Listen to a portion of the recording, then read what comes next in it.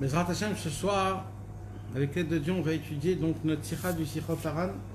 On est arrivé à la sikha numéro 211, Resh Yud Aleph. Et regardez comment c'est beau. Aya mitlotzetz me'od me'acholkim. Ça commence comment? Comment Rabbeinu, il se moquait de la marloquette, les gens qui le contredisaient.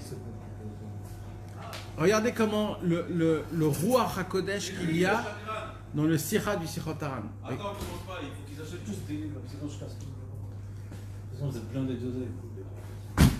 Donc en vérité,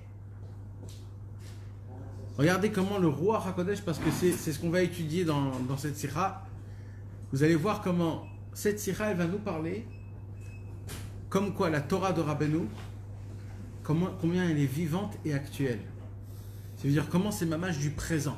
C'est-à-dire même qu'elle a été dit il y a très longtemps, tu peux voir comment dedans ça te rentre mamage très très fort. Ça s'habille dans tout quoi. C'est-à-dire même après que ça a été dit, ça veut dire c'est un roi HaKodesh. Et regarde comment c'est beau que quand cette Sikha elle te parle de ça, en elle-même il y a un roi HaKodesh. En elle-même. C'est quoi? C'est que Rabbi Resh Yud Aleph, qui veut dire 211, c'est les Rachetevot de Rabbi Israël Odesser. Et Rabbi Israël Odesser, toute sa vie, il a été contredit. Toute sa vie, il a marloquette contre lui. Donc il pouvait voir, lui, dans le Sichot Haran, Resh Yud Aleph, comment elle commence, comme si que Rabbeinu, il lui dit, n'aie pas peur, t'inquiète pas, dans ta vie, tu vas en passer, mais il faut que tu t'amuses de ça. C'est rien du tout. Donc on voit Mamash comment le roi HaKodesh, malgré qu'après elle a été dit, comment Mamash c'est ça.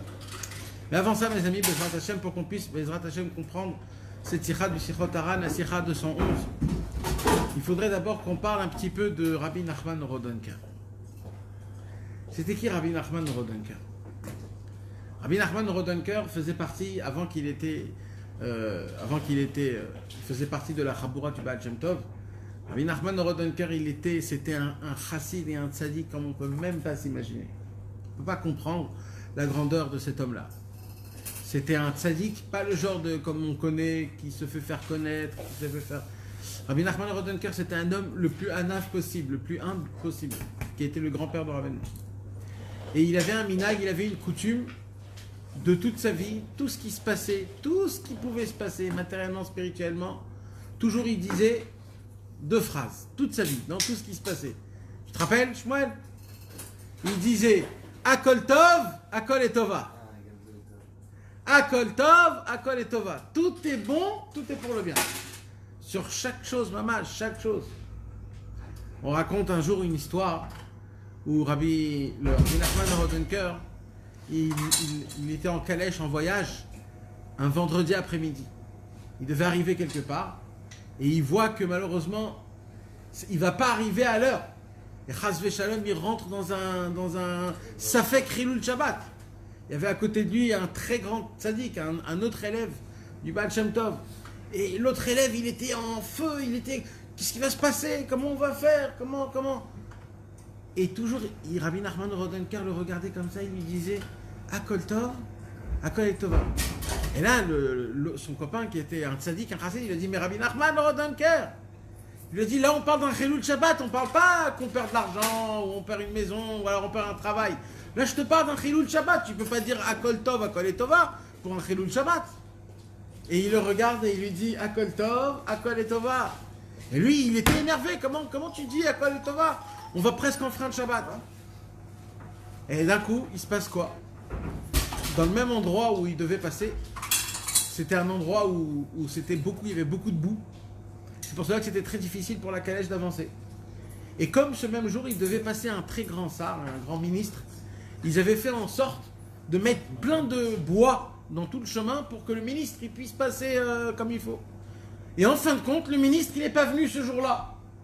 Et eux, ils voient que vers la moitié du chemin, tout le chemin est rempli de bois. Ils se sont dit, ah là là, s'il y a du bois dans le chemin, on pourrait arriver à temps. Et ils ont essayé d'avancer jusqu'à qu'ils sont arrivés. Ils sont arrivés sur les morceaux de bois. Et là, ils ont commencé à tracer. Et ils sont arrivés, mamash, avant Shabbat. Et là, le chassid, il vient chez Rabbi Nachman Rodenker, il lui dit à Rabbi Nachman Rodenker, il lui dit, ah tu vois, Bémet c'était Akol et Tova, Baruch Hashem, on était... Alors, Rabbi Nachman Rodenker, il lui a dit, tu sais, même pour moi c'était très difficile de dire Akol Tov, Akol et Tova pour un Chilul Shabbat, parce qu'on ne peut pas dire ça pour un Chilul Shabbat. Mais je me suis forcé, il a dit Rabbi Nachman, je me suis forcé de croire que même ça, c'est Akol Letova. Et regarde ce qu'il a fait Hachem. Il a fait en sorte qu'un ministre, il devait venir le même jour, la même heure que nous. Et bien, sauf il n'est pas venu, tout a été fait que pour nous. En fait, c'est nous, grâce à notre pensée, qu'il a dit Akol Tov, Akol Letova. Akol Tov, Akol Letova, c'est aussi une forme d'émouna. C'est une émouna qui est très grande, parce que qu'est-ce que ça veut dire Akol Tov, Akol Letova? Tout est bien, tout est pour le bien. Apparemment, c'est la même chose, non?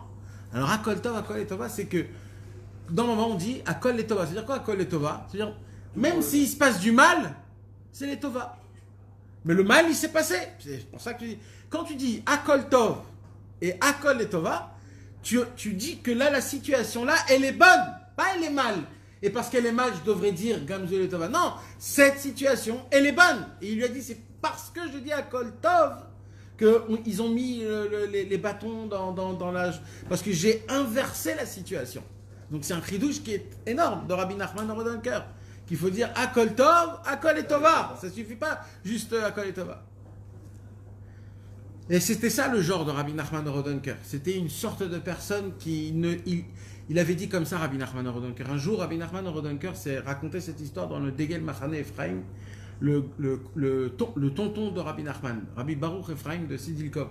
Dans son livre Degel Machane Ephraim, il raconte une très belle histoire. C'est raconté aussi dans le Todot Yaakov Yosef. Qu'un jour, il a eu un rêve, Rabbi Nachman Rodenker. Et c'était quoi son rêve? C'était que le Baal Shem Tov, il venait vers lui et il lui propose 2 médicaments. Et il lui dit, les 2, ils fonctionnent. Mais il y en a un qui est très amer et il y en a un qui est très doux. Et Rabbi Israël Baal Shem Tov, il dit à Rabbi Nachman Rodenker, moi je te propose le vaccin, la refoua, le médicament qui est doux. C'est le mien, celui-là. L'autre aussi, il est efficace. L'autre aussi, il fait tout le travail, mais il est très amer. Et c'est tout. Il se réveille, le Rabbi Nachman Rodenker. Et qu'est-ce qu'il a compris, Rabbi Nachman Rodenker? Il a compris une question qui se posait très longtemps. Pourquoi on est obligé de passer par le Baal Shem Tov aujourd'hui? Pourquoi c'est tellement important? Pourquoi? À l'époque, tu veux Oui, à l'époque, tout à l'époque, Rabbi Nachman Rodenker, il ne savait pas encore s'il va vers le Baal Shem Tov ou s'il reste dans son propre chemin. Il ne savait pas quel chemin choisir. Et il a eu ce fameux rêve et il a compris que, en fait, le Baal Shem Tov, c'est quoi? Le Baal Shem Tov, ce qu'il nous donne, c'est des médicaments qui ne sont pas amers, qui sont doux. Et c'est ça qu'il faut trouver. Jusqu'à l'époque du Baal Shem Tov, les gens croyaient que comment on sert Hachem? C'est difficile dans la mortification, ou des fois on doit se priver, ou des fois... C'est dur, c'est dur. Alors, à l'époque, tout le monde croyait que c'est que ça le chemin. Mais le Baal Shem Tov, il a créé un nouveau chemin d'Avodat Hashem, qu'il y a une possibilité de servir Hashem avec du plaisir, avec de l'envie. Que ça devient un kiff. À l'époque, les gens ne savaient pas. À l'époque, les gens, ils se disaient, si on kiffe, si on a du plaisir, ça ne s'appelle pas servir Hashem. Pourquoi? Parce que voilà, moi aussi, je kiffe. Le Baal Shem Tov, il a dit, moi j'ai un nouveau chemin dans l'Avodat Hashem. Comment je peux rapprocher le monde? Mais que ce chemin-là, c'est un chemin avec du kiff, avec du plaisir. En chantant, en priant, en chantant, en frappant des mains, en essayant de danser, en faisant rentrer plus de simcha, et ainsi de suite, et ainsi de suite. Et de cette manière-là, il y a une possibilité de pouvoir avoir un plaisir énorme de servir Hachem. Et c'est comme ça que Rabbi Nachman Rodenker, il s'est rapproché du Baal Shem Tov. Pour que vous puissiez comprendre, mes amis, je vais vous raconter une histoire. Et là, vous allez comprendre comment le Baal Shem Tov, c'était quoi sa grandeur. On n'en parle pas assez. Mais ça, c'est une histoire qui s'est passée avec Rabbi Nachman Rodenker. Rabbi Nachman Rodenker, il avait un travail qu'il voulait, c'est de se nettoyer totalement de toute mauvaise pensée qu'il a eue dans toute sa vie. Alors bien sûr, lui, il n'a pas eu d'acte de mécréant. Il n'a pas eu aucune avéra. C'était pas une avéra. C'était quoi ces avérotes à lui? C'était, on va dire des avérotes. Même ça, c'est de son niveau. Mais c'était quoi? C'était des fois, un homme, il a dépensé. Même quand il était tout petit, on va dire. Des fois, dépensé. Et Rabbi Nachman Rodenker, il avait déjà fait Teshuvah sur tout. Et c'est certain qu'il s'est mortifié des temps et des temps, des tas et des tas pour essayer de s'enlever même une empreinte d'une mauvaise pensée qu'il a eue. Mais, il sentait qu'il restait quelque chose. Il restait une empreinte très lointaine d'une mauvaise pensée qu'il avait eue il y a très longtemps. Et il n'arrivait pas à l'enlever. Tout ce qu'il essayait de faire, il n'arrivait pas à l'enlever. Il ressentait toujours qu'il y a encore quelque chose dans sa tête.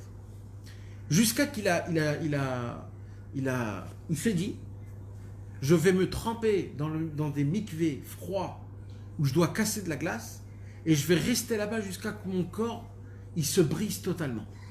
Jusqu'à que je ne sens plus mon corps. Et Rabbi Nachman Rodenker, il a commencé à casser, à briser. Il se réveillait la nuit, il cassait la glace, il rentrait dans le mikvé et il ne se trempait pas. Il se mettait jusqu'à la bouche, il restait comme ça des heures et des heures, des nuits en entière, jusqu'à qu'il ne sente plus son corps. Quand il devait sortir, il ne pouvait même plus bouger. Alors il devait avoir des gens qui venaient le prendre et il le mettait dans un endroit où c'était chaud. Et tout ce qu'on essayait de chauffer la chambre, ça ne réchauffait pas Rabbi Nachman Rodenker. Et c'était très grave, il était tombé dans une situation physique qui était très mauvaise. Mais lui, il s'en foutait. Toutes les nuits, il allait casser la glace et il disait, je ressens encore une mauvaise... Il reste encore une mauvaise pensée dans toute ma vie que j'ai eue encore. Une seule, il me reste. Et il allait toutes les nuits, il cassait, il brisait la glace, il rentrait dans la glace, il ne bougeait pas jusqu'à que son corps, il devenait complètement paralysé. Et Rabbi Nachman Rodenker, il raconte que ils ont trouvé comment réchauffer Rabbi Nachman Rodenker. Comment? Alors il dit comme ça, on mettait des tanourim, des fours, tellement c'était chaud que ça sortait de l'eau des murs, de la... Comment on appelle ça? La buée. Tu sais, quand tu mets du chaud et qu'il y a froid dehors, l'humidité. Tu sais, vous savez, des fois quand vous rentrez dans le mikvé, des fois quand c'est chaud, il y a de l'eau qui est par terre. Alors eux, ils chauffaient sa pièce d'une manière que tous les murs, ils suaient, ça sortait de l'eau. Et quand il rentrait là-bas, ça prenait 1 heure pour qu'il se remet sur soi-même. Ça veut dire, Mamash, il prenait son corps et il le brisait totalement. Et, en fin de compte, il n'arrivait pas. Tout ce qu'il a essayé, il n'arrivait pas à essayer d'enlever cette marchava. Et il a dit, c'est quand que cette marchava, elle est partie? C'est quand que j'ai plus ressenti qu'il reste quelque chose de mal? C'est le jour où je suis venu chez le Baal Shem Tov. Le jour où je suis venu chez le Baal Shem Tov, le Baal Shem Tov m'a fait montrer comment on peut servir Hachem avec de la simplicité, avec de la joie, avec de l'envie, sans se briser le corps, sans se mettre dans des états pareils. Et il a dit, dès que je suis venu chez le Baal Shem Tov, tout ce qu'il y avait dans ma tête, tout est parti comme s'il ne restait plus rien. Et ça, mes amis, c'est un chidouche qui est énorme pour Rabbi Nachman Rodenker. Quand tu essayes, imaginez-vous, vous essayez de trouver un plan et vous n'arrivez pas, vous essayez de vous casser la tête, et quoi que vous faites, rien, vous ne trouvez pas le plan. Et d'un coup, le plan, il sort d'un autre côté, d'une autre situation. Et Rabbi Nachman Rodenker, quand lui, il a vu le Baal Shem Tov, il s'est attrapé à lui et il ne l'a plus jamais laissé. Il ne l'a plus jamais laissé. Rabbi Nachman Rodenker est devenu le Havbaït de la maison du Baal Shem Tov. Ça veut dire quoi? C'est-à-dire que le Baal Shem Tov lui a donné toutes les clés de sa maison, toutes les clés des armoires, des coffres, des endroits là où il y a des manuscrits. Le Baal Shem Tov, il avait plein de manuscrits qui étaient énormes. D'abord, il avait reçu le manuscrit de Rabbi Adam Baal Shem Tov. C'est toutes les compilations et toutes les combinaisons de tout comment créer ce monde. Il connaissait des connaissances qu'on ne peut même pas s'imaginer. C'était quoi ces connaissances-là? Et ce manuscrit, il était où? Il était dans la main du Baal Shem Tov. Il gardait ça dans des endroits qui étaient très très secrets. Et toutes les clés où il gardait ce genre de choses, c'était qui l'avait? C'était Rabbi Nachman Rodenker. Rabbi Nachman Rodenker, il rentrait dans la maison du Baal Shem Tov sans frapper à la porte. C'était lui la personne qui s'occupait. Tous les shlichut, quand le Baal Shem Tov il voulait faire un chaliar, c'est-à-dire il voulait envoyer quelque chose, à faire des missions qui sont si spirituelles, va aller là-bas, emmène des choses. Les tzadikim à l'époque, ça arrivait énormément, des choses comme ça. Et pour cela, il fallait avoir des personnes qui sont fiables, qui sont sûres, qui vont faire la chose et qui ne vont pas avoir peur. Il lui envoyait des choses qui étaient des fois impressionnantes. Rentre dans une église, là il y a un curé, ce curé c'est un juif, dis-le que tu viens de ma part, des trucs de fou. C'est qui l'a envoyé? C'était Rabbi Nachman Rodenker. Il était tellement proche, il était Rabbi Nachman Rodenker avec le Baal Shem Tov, qu'un jour le Baal Shem Tov est venu, et c'est le Baal Shem Tov lui-même qui lui a dit, peut-être on se marie ensemble.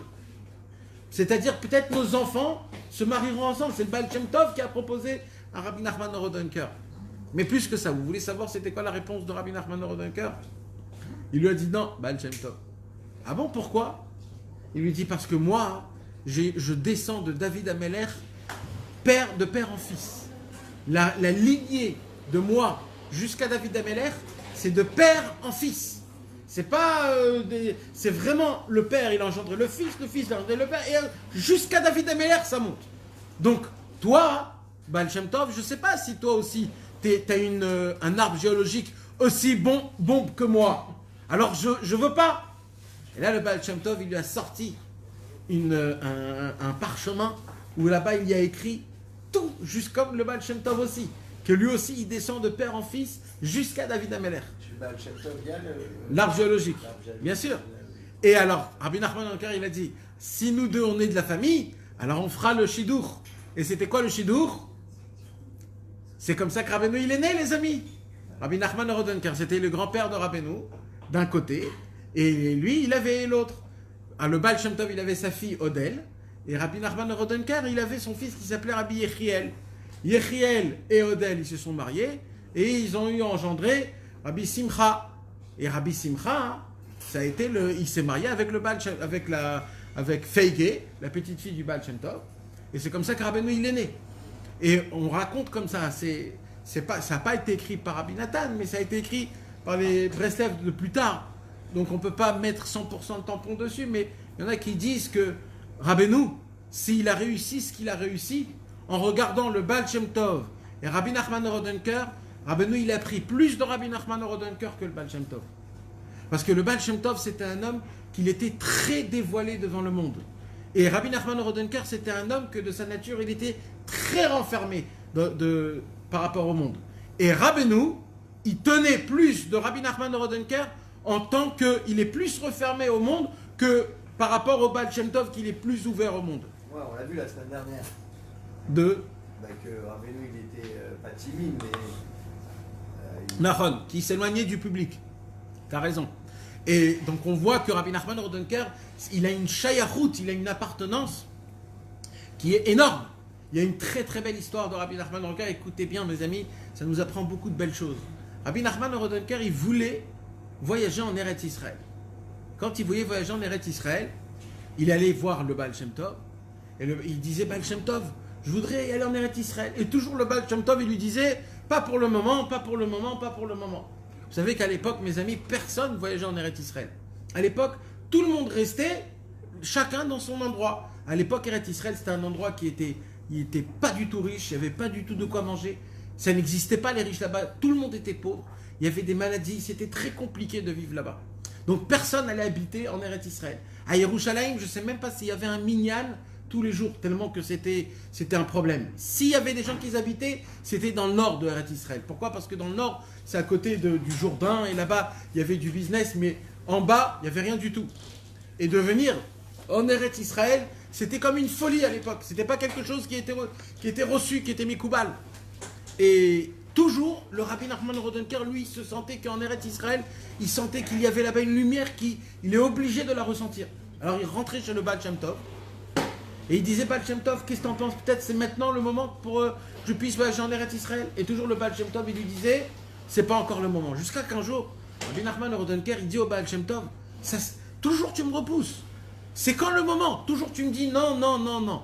Alors le Baal Shem Tov, il lui dit, bon, puisque tu es Dorek et Tacha, puisque tu pousses un petit peu le temps, et que tu précipites le temps, je vais te donner une kavana spéciale, un nom d'Hachem, que ce nom d'Hachem, tu vas bien le mémoriser dans ta tête, et tu vas tremper au mikvé 5 fois.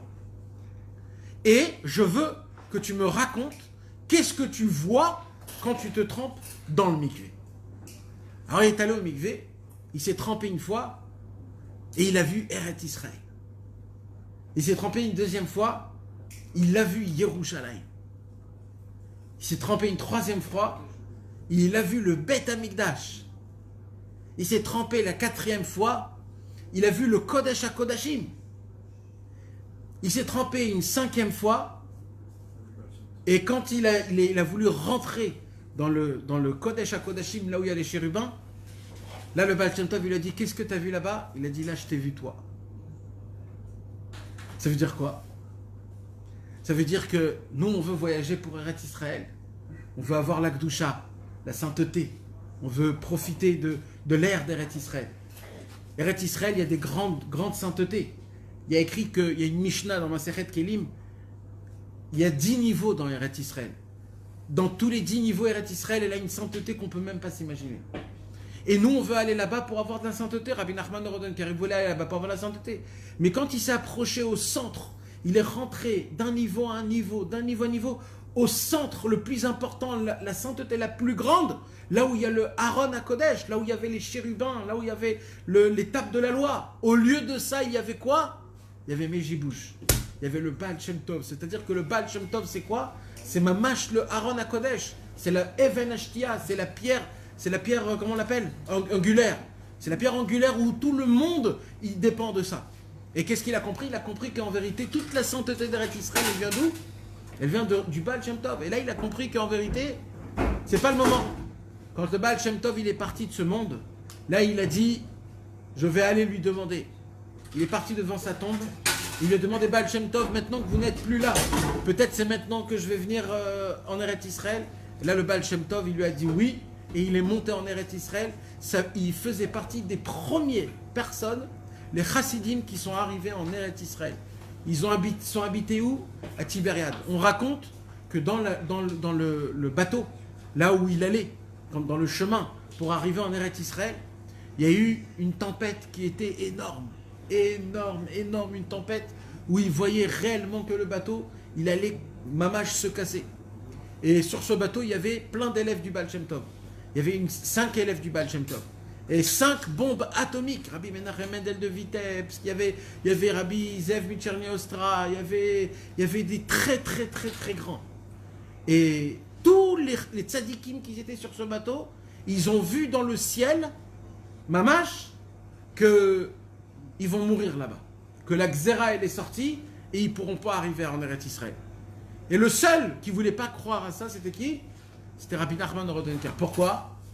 Parce que lui, il disait à Kol Tov, à Kol Etova. Tout est bien, tout est pour le bien. Et lui, et comme lui, il disait tout est pour le bien, lui, il priait pas comme les autres. Il était moins fort que les autres, parce que les autres, ils étaient Beyehush, et lui, c'était le seul qui disait à Kol Tov, à Kol Etova. Alors qu'est-ce qui s'est passé?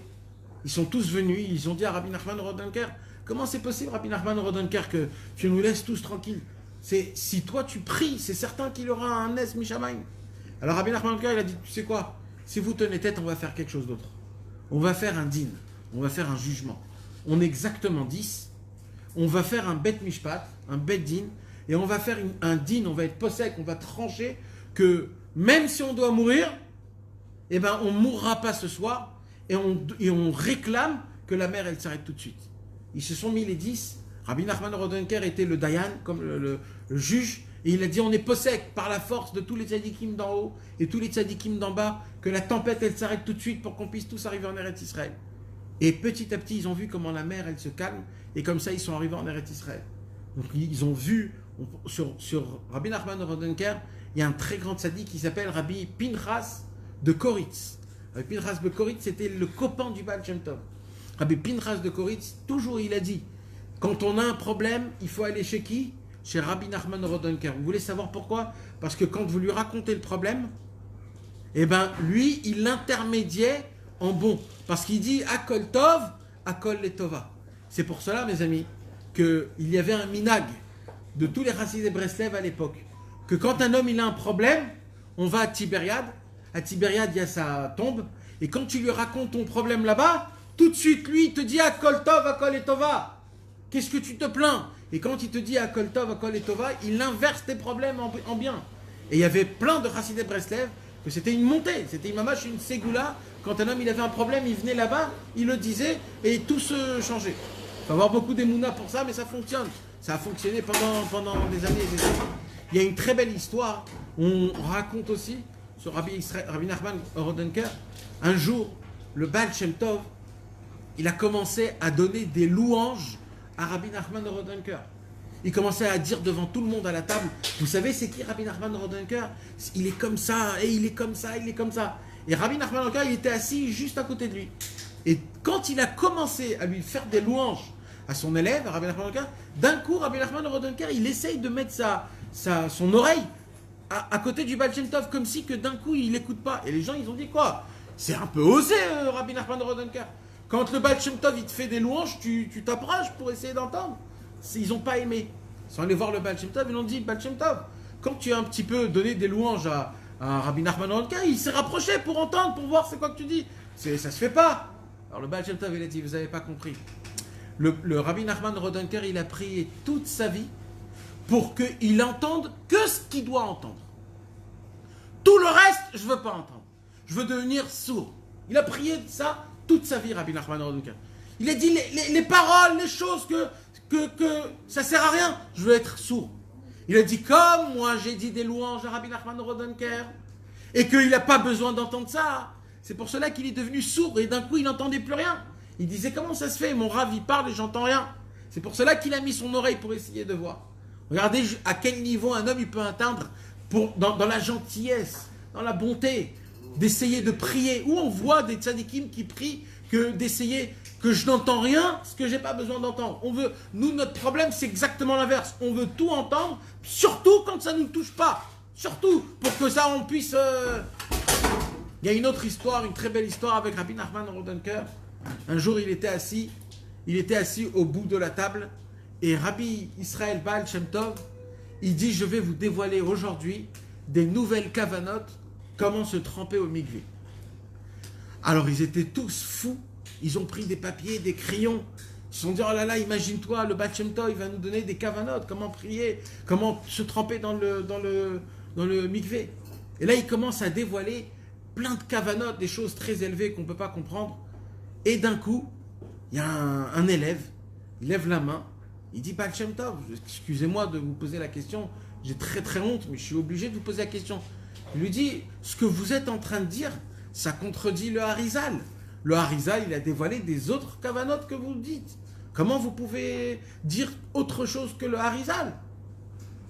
Et d'un coup, Rabbi Nachman Rodenker, assis sur la table avec tous les élèves, et d'un coup, il a une fatigue. Il ne sait pas ce qui lui arrive. Ses yeux, comme si qui pèsent 2 tonnes, ils se ferment. Et lui, il essaye de toutes ses forces de rester réveillé, il essaye de toutes ses forces. Parce que c'est honteux de s'endormir sur la table du Baal Shem Tov, en plein milieu, qui dévoile des kavanotes énormes. Et il essaye de toutes ses forces, et il tombe. Il tombe, et il commence à s'endormir. Et quand il s'endort, il rêve. Il rêve quoi? Il rêve qu'il y a plein de gens qui courent de toutes leurs forces. Tout le monde court, tout le monde court, tout le monde court. Il attrape quelqu'un, il lui dit, oh, où tu cours? Il lui dit, tu sais pas? Il y a le Baal Shem Tov qui va s'asseoir devant le Harizal et ils vont faire un débat sur les kavanotes du mikvé. Oh là là, il court le plus vite possible. Tout le monde court. La salle était pleine à craquer, des milliers de gens. Et autour de tout le monde, en plein milieu, il y a une table, 2 chaises. Il y a le Harizal et le Baal Shem Tov. Le Harizal, il dit c'est kavanotes. Le Baal Shem Tov, il dit c'est kavanotes. Et eux deux, ils commencent à parler. Et c'est comme ça, et c'est comme ça, et c'est comme ça. Et ça continue. Et Rabbi Nachman Rodenker, il regarde comme ça, et il entend tout comme ça. Il devient fou, il dit, c'est fou. Même quand je rêve de ça. Et il continue, et comme ça, après quelques temps, le Harizal, il dit, Baal Shem Tov, tu as raison, tes kavanotes, ce sont les kavanotes réelles. Dès que ça a été dit, Rabbi Nachman Rodenker se réveille. Et dès qu'il se réveille, il termine sa question, le monsieur, en posant la question Baal Shem Tov, comment c'est possible que vous dites une kavana qui est en dehors du Harizal? Alors le Baal Shem Tov, il se lève, il dit, j'ai un témoin que même le Harizal, il m'a dit que c'est moi les kavanotes. Rabbi Nachman Rodenker, lève-toi et raconte ce que tu as vu. Et là, Rabbi Nachman Rodenker, il se lève complètement déboussolé et il dit, je viens de rêver dans le ciel un débat énorme qui a pris énormément de temps, et là c'est passé en quelques secondes. Comment il y a eu un vrai débat avec le Harizal et le Baal Shem Tov, que chacun ils essayent d'expliquer c'est quoi les kavanot. Et à la fin, en fin de compte, le Harizal, il a dit le Baal Shem Tov a raison. J'ai été là, je peux témoigner. Regardez quel shlichut le Baal Shem Tov il a envoyé à Rabbi Nachman Rodenker. Même dans des mondes qui sont supérieurs, en passant par des rêves, en passant par des choses pareilles. C'est des choses qu'on ne peut même pas comprendre. Rabbi Nachman Rodenker, c'était un homme qu'il a enlevé en lui énormément de tout ce qu'il avait des ta'avot. Comme je vous ai raconté, même pas une mauvaise pensée il a laissé dans sa tête. Maintenant, mes amis, vous vous posez peut-être la question, pourquoi je vous raconte ça? Pourquoi je vous parle de Rabbi Nachman Rodenker? Aujourd'hui, c'est pas la Iloula de Rabbi Nachman Rodenker. Ben alors pourquoi je vous raconte Rabbi Nachman Rodenker? Parce que dans notre sikha du Sichot Haran, la sikha 211, là, un jour, il y a eu un bruit qui parlait, les gens parlaient, ils se chuchotaient. Que quoi? Que Rabbi Nachman de Breslev, il y a un problème, c'est quoi?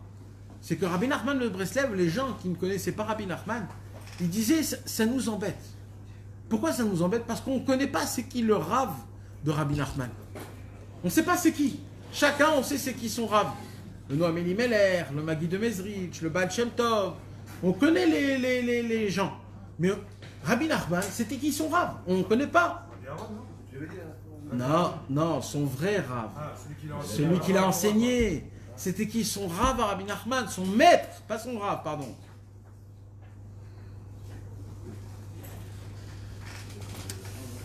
Et comme Rabbeinu, il était très très jeune, et il a commencé à dévoiler sa Torah pendant qu'il était très très jeune. Déjà à l'âge de 18 ans, Rabbeinu, il a rendu fou un maximum de personnes. Mamash, Behemet. Il a dévoilé des choses qui étaient très très très difficiles. Maintenant les gens, quand ils entendaient des chidushim pareils, des renouvellements tellement grands, des choses tellement puissantes, il se disait, il y a un problème. Et c'est quoi le problème? C'est que Rabbeinu, il a dû prendre ces torotes de quelqu'un. Et il ne dit pas de qui il les a pris. Et c'est en fait, ces torotes qu'il dévoile, ça ne vient pas de lui. Alors ils ont cherché, ça pourrait venir de qui? Jusqu'à qu'ils se sont dit, ah, puisque c'était le petit-fils du Rabbi Nachman Rodenker, c'est sûr et certain que toute la torote que Rabbeinu, il est en train de dévoiler, il les a pris de Rabbi Nachman Rodenker. Et comme ça, les gens, ils ont commencé à faire de la marloquette contre Rabbeinu. Ouais, en vérité, ça vient pas de lui, etc. Et ce bruit-là, ce chuchotement qui chuchotait dans les rues, c'est arrivé vers Rabbeinu Akadosh. Et à ce moment, quand il a entendu ça, il a dit ce qu'on va étudier ce soir. Il a dit quoi? Aya mitlotzet me'od me'achol kimalab. Rabbeinu, quand on lui racontait comment on peut dire ça? Les opposants. Les opposants et ce qu'ils font. C'est quoi qu'ils font les opposants? Ils font des oppositions, ouais, on va dire des oppositions d'une manière un peu difficile, quoi, une marloquette. D'accord, une sorte de dispute, mais un peu thoraïque, quoi. En tout cas, Rabbeinu, à chaque fois qu'on lui rapportait des choses, des connaissances, comme quoi il y a des gens qui disent ça comme ça, et des gens qui disent ça comme ça d'eux. À chaque fois, Rabbeinu, il se moquait, ça lui traversait même pas, il s'en foutait complètement, ça lui parlait pas. Ve'omrim shetorato kibel miskeno Rabbi Nachman Rodenker zichrono livracha. Et à plus forte raison quand on lui racontait qu'en vérité toute la Torah qu'il dévoile, Rabbi Nachman, ça vient de son grand-père, Rabbi Nachman Rodenker. Va'amar bederer tzachut. Et Rabbeinu, il avait l'habitude de dire une plaisanterie quand on lui disait en fait que ta Torah, tu l'as pris de ton grand-père. Qu'est-ce qu'il disait Rabbeinu? Kama etiv emi iskeni sheishir li torot kaelu. Quelle chance que j'ai que mon grand-père m'a laissé des torotes comme ça. Mais chouvan mamash lechol inyan. C'est intéressant que dans ma Torah, je parle des problèmes de chacun de vous. Comment mon grand-père, il savait déjà me donner la Torah et il avait vu déjà vos problèmes. Et comment je fais rentrer dans ma Torah vos problèmes, vos solutions, jour par jour. Comme Rabbi Nathan y racontait que ce qui était très intéressant chez Rabbi Nachman, c'était quoi? C'est que Rabbeinu, tu pouvais t'asseoir chez lui à la maison et juste regarder. Ce qui venait, Rabbeinu, il était assis, des gens venaient, ils proposaient des problèmes. et Rabbeinu il essayait de les aider. Après Rabbeinu il étudie quelque chose, il y avait quelqu'un d'autre qui voulait un renforcement dans la Vodat Hashem d'un point spécial, après il y avait quelqu'un qui lui racontait des nouvelles, et il y avait tout un déchaînement. Vers la fin de la journée, les élèves venaient, et Rabbeinu il prenait tout ce qu'il avait entendu, il le mélangeait, et il faisait avec ça une Torah. Maintenant cette Torah, elle était mélangée de tous les problèmes des gens avec leur solution, c'est-à-dire en disant la Torah, il réparait le problème, comme l'histoire de la Torah numéro 4 de la deuxième partie du Likutei Moharan. Cette Torah, elle a été dévoilée à Shavuot. À Shavuot, il y avait un homme qui voulait voyager chez Rabbeinu, mais il ne pouvait pas voyager chez Rabbeinu. Pourquoi? Parce qu'il avait une maladie. Il avait une maladie qui était intime, qui était très spéciale, très gênante, et c'était un cauchemar. Les docteurs lui ont dit, comme c'est dans un endroit qui est aussi gênant, on ne peut rien faire et tu peux que mourir. Et les élèves, ses amis, qui étaient des élèves de Rabbeinu, quand ils ont entendu ça, ils sont partis chez Rabbeinu à Shavuot, ils ont raconté, à Erev Shavuot, ils ont raconté, le pauvre, un tel, il lui est arrivé une maladie dans un endroit très spécial, etc. etc.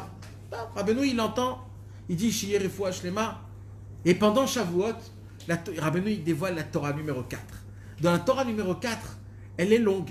Rabbeinu, il parle de plein de choses, de la tzedaka, de la parole, de plein de choses. Et dans la Torah, il y a une phrase où il y a écrit « Il faut trouver des guérisons même quand ils n'existent pas ». Rabbeinu, il le dit d'un autre ekcher, d'un autre contexte. Mais cette phrase, elle a été dite. Au moment où cette phrase, elle a été dite, à ce moment-là même, quelques kilomètres plus tard, cet homme-là qui était malade, il va aux toilettes et d'un coup, toute sa plaie, elle tombe, cette personne, elle guérit totalement. Les Chaverim, ils reviennent après Shavuot, ils viennent voir cet homme, il dit « Waouh, vous savez pas ce qui s'est arrivé? Shavuot en plein milieu, à cette heure-ci, entre le premier et le deuxième jour, il s'est passé comme ça. » Et eux, ils étaient « Oh là là !» On a entendu comment Rabbeinu, il a dit que même quand il n'y a pas de guérison, il faut essayer d'en trouver. C'est grâce à ce qu'il a dit, en fait, qui t'a emmené la guérison. Alors, quand il y avait des histoires comme ça, que Rabbeinu, il travaille en fonction du présent. On te raconte un problème, Rabbeinu, il s'occupe de ça tout de suite. Il y a des guerres dans le monde avec Napoléon, etc. Et Rabbeinu, il fait rentrer tout dans sa Torah et il joue avec le monde en dévoilant une Torah. Alors, c'est pour cela qu'il dit, Rabbeinu, quelle chance que j'ai eue, que j'ai reçu une Torah de Rabbi Nachman Rodenker qui m'a tout dévoilé, les Torotes, avec les problèmes qu'on va me raconter plusieurs années plus tard. C'est une plaisanterie que Rabbeinu, il plaisantait. Mais de là, on apprend quoi? De là, Rabbi Nathan, il dit maintenant, c'est de cette histoire, pourquoi je vous la raconte? C'est pas juste pour vous dire, c'est que regardez les cadeaux qu'il y a. On a, mes amis, on a parlé de ça le cours dernier et le cours d'avant. C'est quoi la préférence? C'est quoi le point essentiel? Le point que malheureusement les gens n'en parlent pas assez. Vous savez, c'est quoi? Chaque tzaddik, il vient et il donne une belle chose au Ham Israël. Un cadeau. Des fois, c'est 2 cadeaux. Ça dépend en fonction des grands tzadikim. Ils dévoilent une bombe atomique et tout le monde judaïque, il change. Le Baal Shem Tov, il a fait rentrer la simcha dans la prière, l'amour du juif malgré qu'il est le plus bas. Il a fait rentrer, il a changé tout le... Rabbi Shimon Bar Yochai, il a fait rentrer le Zohar, la Kabbalah. Les gens, ils ont découvert des choses qu'à l'époque, on ne couvrait pas. Chaque tzaddik, il arrive à faire découvrir quelque chose. Mais le problème, c'est quoi, mes amis? Vous voulez savoir c'est quoi? C'est que quand le tzaddik, il part de ce monde, le Baal Shem Tov, le Harizal, le Maharal de Prague, tous les tzaddikim, quand ils partent de leur monde, le problème, c'est que ça s'arrête. Ce qu'ils ont fait, ça s'arrête. Ça ne continue pas. Ça veut dire quoi, ça ne continue pas? Ça veut dire tout ce que tu as fait de ton vivant, c'est ce qui va rester pendant des années. Mais ça n'évolue pas. Et il dit ça, c'est à cause de quoi? C'est qu'il n'y a personne qui a la possibilité de continuer cette lumière de ce tzaddik-là. Il n'y a pas aucun élève. Alors il dit, Rabbeinu, moi j'ai réfléchi à ça énormément. Je me suis cassé la tête, j'ai jeûné, j'ai prié, j'ai pleuré, j'ai crié devant Hachem. Hachem, je veux découvrir un chemin dans le service divin, que ce chemin-là, il ne s'arrête pas même après ma mort. Que ce chemin-là, il continue et il évolue en fur et à mesure du temps. Et Rabbeinu, il a dit, et il a réclamé une parole qu'on ne fait pas attention, que Rabbi Israël Dov Odesser, toujours il répétait ce point, il mettait le doigt sur cette parole. Il le disait, racontez-le au monde. Tout ce que Rabbi Israël il a fait, tout ce qu'il a parlé, c'était cette parole. C'est quoi la parole? c'est Rabbeinu Chadash ou Mechadesh. Ça veut dire quoi? Rabbi Israël nous a appris un secret qui change la face de tout ce qu'on croit.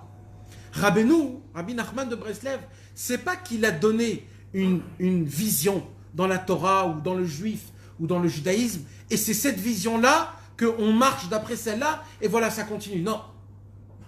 Rabbi Nachman de Breslev, il a donné une Torah, que cette Torah, elle se modifie en fonction du temps. Elle change.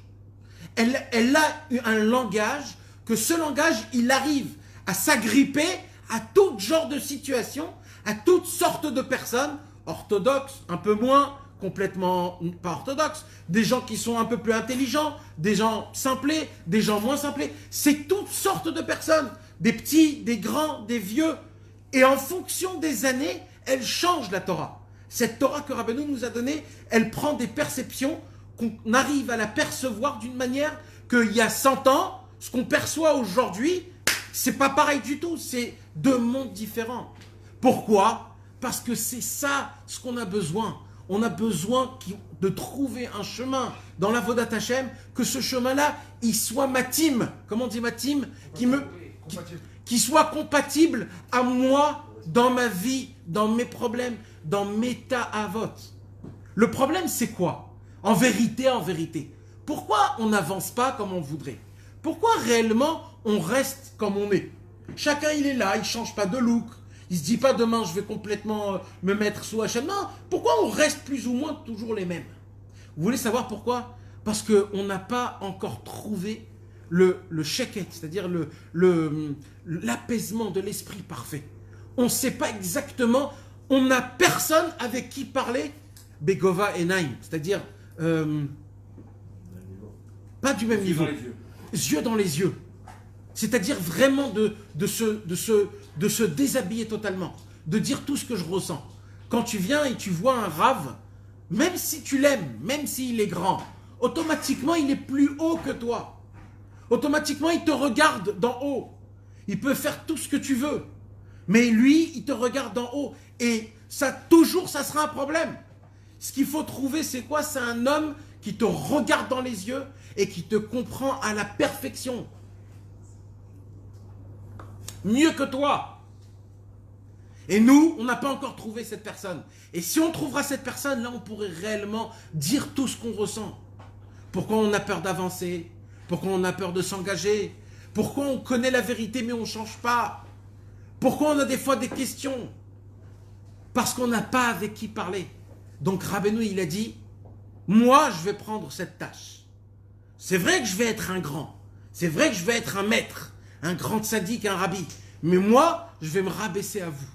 Moi, je ne vais pas dire les plus grands, les plus petits. Chez moi, il n'y a pas de grands et de petits. On est tous des amis. On s'assoit à la même table. Là, Rabbeinu, il dit, moi, je n'ai pas de grandeur comme les grands. À l'époque de Rabbeinu, il y avait les élèves du Baal Shem Tov. Chacun, il avait tout un khatser. Ça s'appelle à l'époque, chacun, il avait une grande salle avec des estrades. Et il y avait des élèves, ils avaient des kelim, comment on dit, des ustensiles qui étaient en argent. Ils étaient habillés en or. Ils avaient une royauté. Ils avaient une calèche avec 6 chevaux. C'était des grandes personnes importantes. Ils avaient des cannes en argent. C'était une royauté. C'était comme tous les élèves du Baal Shem Tov. Une des choses qu'on n'aimait pas Rabbi Nachman, c'était ça. C'était que Rabbi Nachman, c'était un admour, mais il n'avait rien de tout ça. Il était habillé comme tout le monde. Il n'y avait pas d'estrade chez lui. Chez lui, il y avait des tabourets. Il y avait une table qui était toute simple. Il y avait un peu du manger, un peu éparpillé partout. Les gens, ils venaient, ils s'asseyaient, ils partaient. Chez Rabbeinu, il n'y avait pas de royauté ou de grandes choses. Les gens ne le prenaient pas au sérieux. Les gens se posaient des questions à un homme comme ça, petit enfant du Baal Shem Tov. Normalement, il devait être un grand, il devait être royal, avec tout comme il faut, le luxe le plus grand possible. Rabbeinu, il a dit non, moi je fais partie des gens qui sont en arrière, les retardés, les retardataires. Ceux qui sont flemmes, ceux qui sont khalash, comme on dit. Ils sont faibles. Avec les agneaux autour des panthères qui sont prêts à arracher et à bouffer. Moi, je suis avec ceux d'en bas. Moi, je ne suis pas avec les ligues des grands. Moi, je peux être très très fort dans la ligue des grands. Mais moi, ça ne m'intéresse pas. Moi, ce qui m'intéresse, c'est d'être dans la ligue des tout petits. Moi, je veux aider les gens que personne ne veut s'occuper d'eux.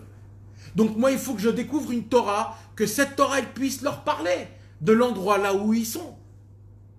C'est pour cela que quand il y avait des gens qui venaient et qui disaient « Ouais, la Torah de Rabbi Nachman, il a pris de son grand-père. » Jamais de la vie. C'est jamais de la vie. Moi, toute ma Torah, tout le monde le sait. C'était quelque chose de vivant. Tout le monde se voyait dedans.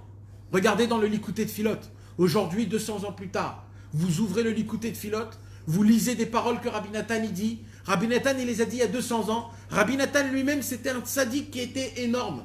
On ne peut même pas s'imaginer la grandeur de Rabbi Nathan en niveau de Torah, en niveau d'Avodat Hashem, en niveau de gentillesse, en niveau de chesed. Combien il était grand, intelligence, une intelligence énorme. Et Rabbi Nathan, il écrit un Likouté de Philote que l'homme le plus sale du monde en entier, quand il va ouvrir ce livre, il va dire « Mais c'est fou comment il connaît ma vie. Mais comment c'est possible que toute ma vie, elle est écrite dedans? Je lis les mots, je sens réellement qu'il est en train de parler en moi.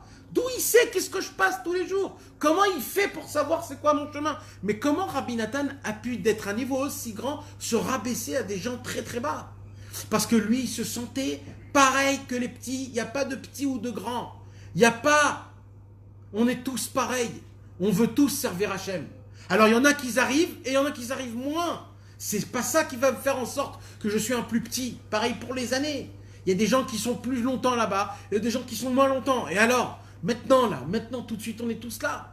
Quand Rabbi Nathan, lui, il se voyait pareil avec tous les autres élèves. Rabbi Nathan, il se regardait pas plus grand. Il pouvait parler avec un homme de 70 ans comme si de rien n'était. Et avec un enfant comme si de rien n'était. On est tous pareils. Il y a un seul maître. C'est Rabbi Nachman, il veut essayer de nous sortir de là. Il veut nous donner de l'espoir, il veut nous donner de la joie. Rabbi Nachman de Breslev, il a été appelé au nom de son grand-père, Rabbi Nachman Horodonker. Il a continué cette humilité-là. Il a pris cette humilité de son grand-père. Comme quoi, moi, je n'ai pas besoin d'avoir ce genre de choses. Et il a dit, et si vous voyez chez moi une petite royauté, parce qu'on dit que Rabbeinu, il avait des bougies, là où on met les bougies, des chandeliers en argent. Alors, il avait quelque chose de beau. Alors, il dit, si vous voyez une petite royauté chez moi, il a dit, Rabbi Nathan, Rabbeinu, il a dit, c'est juste parce que c'est grâce à ça que je peux vous dévoiler de la Torah. Parce que si vous ne voyez pas ces choses-là, vous aussi, vous aurez une difficulté de recevoir de moi. Quand un homme, c'est un rave, mais ce rave-là, il se conduit comme un vrai ravère. C'est quoi le problème qu'il y a dans ça? C'est que on va te prendre comme un ami, et là, tu ne vas plus lui faire sortir que de la Torah. Tu vas lui faire sortir des autres choses. Donc tu perds de lui. Par contre, un rave qui a une autorité de rave, tu ne vas pas t'amuser avec lui. Donc qu'est-ce que tu vas faire quand tu seras à côté de lui? Tu vas essayer de toujours lui faire sortir de la Torah, de la tfila, des conseils, des choses. Donc il dit, Rabbeinu, moi en vérité, mon niveau, moi je veux descendre le plus bas. Mais le problème c'est que vous allez me faire descendre de mon niveau. C'est-à-dire vous n'allez pas me donner le kavod que j'ai besoin, Béhémet. Et à cause de ça, je ne pourrai pas vous dévoiler la Torah. Vous allez me prendre pour un pigeon. Vous allez rigoler avec moi, vous allez me prendre dans votre désir. Moi, donc je me suis fait une toute petite royauté pour que vous puissiez un tout petit peu me respecter, car grâce au respect, je peux vous donner de la Torah. Ça veut dire même ce qu'il a fait un tout petit peu Rabbeinu, même ça c'était compté, expliqué. Alors je reprends dedans ce que je vous ai dit un petit peu oralement, on va le revoir dedans. Mais il y a encore plusieurs points très très très importants et מאוד מעניין, très intéressants à lire. Alors, וכפי מה שצריכים אנשים השומעים כגון על שבת חנוכה מחנוכה ועל שבת נחמו כיוצא וכו'. וכל האנשים עם כל הצטרכותם בגשמיות וברוחניות. Rabbeinu, il est plaisanté, il disait c'est marrant, hein? Quand je dois dire une Torah sur Hanouka, j'ai une Torah tout de suite de Hanouka. C'est super que mon grand-père il m'a donné tout ce qu'il fallait pour Shavuot, pour Shabbat Hanouka, pour Nahamou. Et c'est marrant que tout ce que les gens qui viennent, tout ce qu'ils ont besoin, ils le retrouvent dans ma Torah, parce que je fais rentrer dans ma Torah tous les besoins, tous les manques que tout le monde il a. Parce que, vous savez mes amis, comment Rabbeinu il arrivait à nous donner des délivrances. Chacun il avait des problèmes. Un il venait pour avoir des enfants, un il venait pour avoir de la parnassa, un il venait pour la guérison. Chacun il avait ses problèmes. Alors on venait chez le tzaddik, et chacun il gardait ses problèmes vers lui, et il entendait le Dvar Torah de Rabbeinu. Et dans le Dvar Torah de Rabbeinu, dedans il incluait toutes les demandes et toutes les solutions de tout ce que chacun il avait besoin. Ça veut dire, c'est sur ça que Rabbeinu il a dit. C'est marrant comment Rabbi Nachman de Rodenker m'a donné une Torah, que même dans cette Torah, il y a le besoin de chacun de vous tous. Kelomar, et là Rabbi Nathan il dit, pourquoi je vous raconte ça? Parce qu'il y a quelque chose qu'il faut que vous sachiez. Allo betorato, dans la Torah que Rabbi Nachman y dévoilait, Aya Kaloul, dedans était inclus, Kol Mashaya Tzarir Kol Echad Ve'echad. Tout ce que chacun il avait besoin, dedans était inclus dans la Torah de Rabbi Nachman. Kacher Ra'inu Benenu, il dit Rabbi Nathan, ça je l'ai vu de mes propres yeux. Bepshitut, avec une simplicité. Kama Vekama Masiot Norod Binyanze. Il a dit Rabbi Nathan, j'ai plein d'histoires à vous raconter à ce sujet-là. Comment réellement le besoin de chacun, sans parler encore à Rabbeinu. Rabbeinu, il voyait dans le cœur, dans la neshama, les manques des gens, et il faisait rentrer tout ça dans sa Torah. Comme quoi chacun son besoin en particulier. Begashmiut ou beruchaniut, matériellement ou spirituellement. Et tout ce qui se passait à cette époque, avec les guerres, avec les ministres, avec les Kessars, comme on dit, les empereurs qu'il y avait à l'époque. À l'époque, il y avait une bataille entre la Pologne et la Russie, l'Ukraine. C'était toutes des histoires. Akol nichlal betorato, tout était inclus dans sa Torah. Vegam Torah d'Ibrahim Yanadayoma.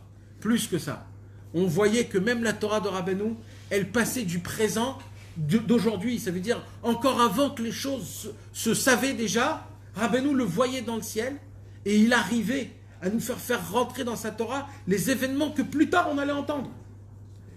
Milvat sharinyanim vechidushim niflaim sherainu beshat amirat Torah nora. Mis à part les choses qui se passaient quand Rabbeinu il dévoilait une Torah, comment on voyait le Ruach HaKodesh de Rabbeinu. Shekol mishaya lomoach bekot kodo.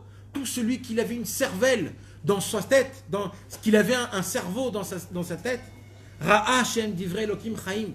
Il a vu comment les paroles de Rabbeinu, c'était des paroles vivantes qu'ils étaient maintenant, qu'ils étaient toutes nouvelles. Shenit galulo ata mina shamayim. Ce qui dévoilait, c'était des choses qu'il devait dévoiler aujourd'hui, tout de suite. Mimakor Elion Kadosh Venora Venizgav Meod Meod. D'un endroit très élevé, d'une source qui est merveilleuse et très haute. Kiaya Chidushim Chadashim Shelo Nishmeu Baolam. C'était des nouveautés, des Chidushim Chadashim, des nouveautés nouvelles. C'est quoi des nouveautés? C'est quoi des Chidushim, mes amis? Des Chidushim, c'est quand un homme, il a une Torah, il étudie quelque chose. Des fois, il se pose une question, il ne comprend pas la chose. Et quand il a la réponse, ça s'appelle un Chidush. Tu as découvert un nouveau Chidush. Ça veut dire quoi un Chidush? Une nouvelle compréhension du texte habituel. C'est ça un Chidush. Normalement, un Chidush, c'est quoi? C'est quelque chose de nouveau. C'est Chadash, c'est quelque chose qu'on ne savait pas, qu'on n'avait pas vu avant. Là, il dit Rabbi Nathan, Chidushim, Chadashim. Des nouveautés nouvelles. Mais toutes les nouveautés, ils sont nouvelles. Alors pourquoi il dit Chidushim, Chadashim? Tous les Chidush, ils sont Chadash. C'est le même mot, c'est la même racine.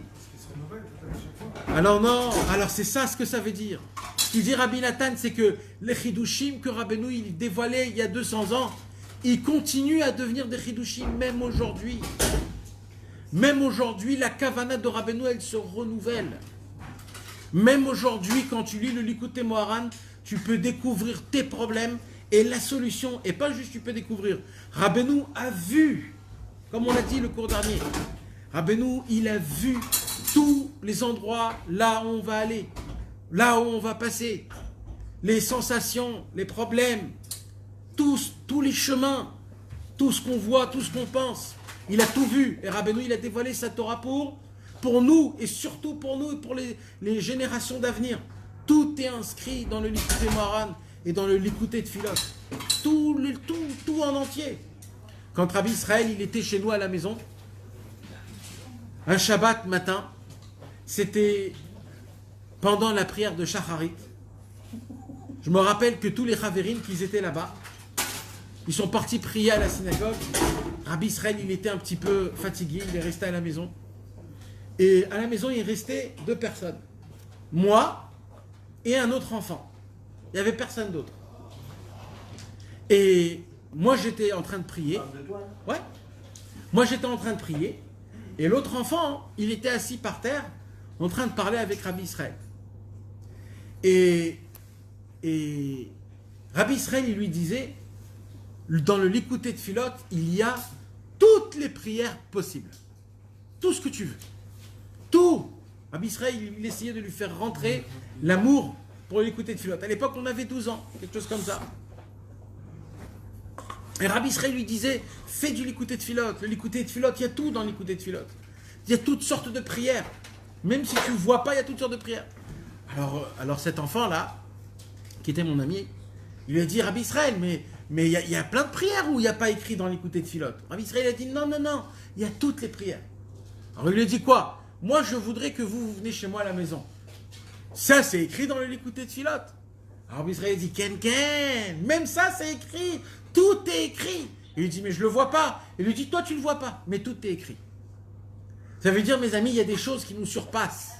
Il y a des choses qui se passent qu'on ne comprend pas, qu'on ne voit pas. Mais la façon de quand un homme, il ouvre sa bouche et il commence à parler de ses paroles, des livres de Rabbi Nachman. Rabbi Nachman, lui, il s'en foutait du nom, il s'en foutait de l'équipe. Il s'en foutait, pour lui, Rabbi Nachman, si tu étais avec lui ou sans lui, il s'en foutait complètement. Il te disait juste une chose, Rabbeinu.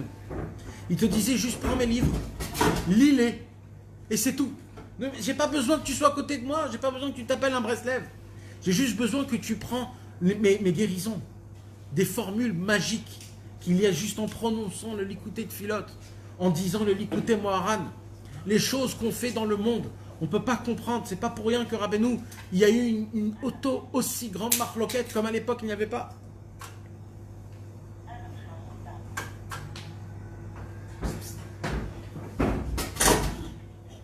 Gamamar, il a aussi dit Shemi Shaya Yodea ou Mekir Etzkeno Akadosh Moreno Arav Rabbi Nachman Rodenker Zecher Tzadik Livracha. Il a dit, je voudrais bien un jour qu'on m'amène un homme qui a connu mon grand-père, Rabbi Nachman Rodenker, et vous me l'amenez vers moi, et qu'on lui pose la question, est-ce que Rabbi Nachman Rodenker, c'était un homme qui dévoilait des torotes?